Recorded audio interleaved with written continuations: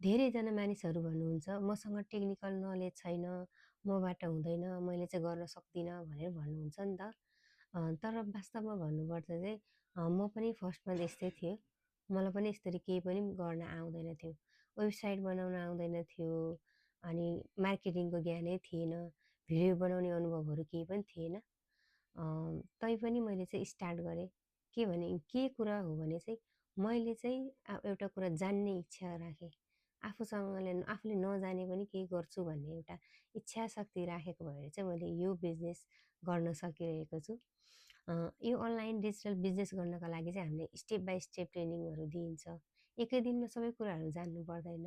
हामी पनि कहाँ जन्मिँदै सबै जानेर आएको हुन्छ र। बिस्तारै सिक्ने हो, गर्ने हो।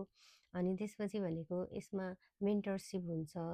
अनि हामी नजानेको कुराहरू चाहिँ एक अर्कालाई सपोर्ट गर्दै, सिकाउँदै जानुपर्ने भएको भए चाहिँ हामी सक्सेस हुनको लागि चाहिँ एक्लैले सम्भव छैन नि त।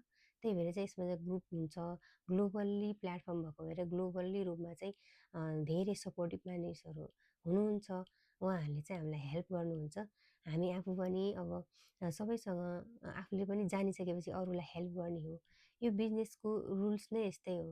आफूले जानेको कुरोहरू अरूलाई सिकाउने। यदि तपाईँहरू पनि आफूसँग केही जानेकै छैन भनेर पछाडि पर्नु भइरहेको छ भने चाहिँ त्यो तपाईँले आफूलाई नै पछाडि धकेल्नु भइरहेको हो। बरु म केही गर्छु भनेर अगाडि बढ्नुभयो भने चाहिँ डिजिटल स्किलहरू सिक्दै अनि आफूले जानेको कुरोहरू पनि अरूलाई सेयर गर्दै अगाडि बढ्यो भने चाहिँ हामी अझै कन्फिडेन्ट लेभलहरू बढाउँदै अनि धेरै कुराहरू सिक्दै अगाडि बढ्न सकिन्छ। त्यही भएर तपाईँहरू पनि फर्स्ट स्टेप चाल्नुहोस्, सिक्नुहोस्, कस्तो रहेछ भने बुझ्नुहोस्।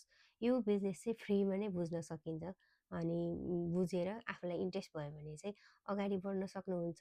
अब इन्ट्रेस्ट छैन भने चाहिँ जानै पर्छ भन्ने चाहिँ हुँदैन। बुझ्नको लागि चाहिँ फ्रीमा पनि बुझ्न सक्नुहुनेछ। हस् त, धन्यवाद। धेरै कुराहरू सेयर गर्ने नै छु। आजलाई चाहिँ यति नै है त।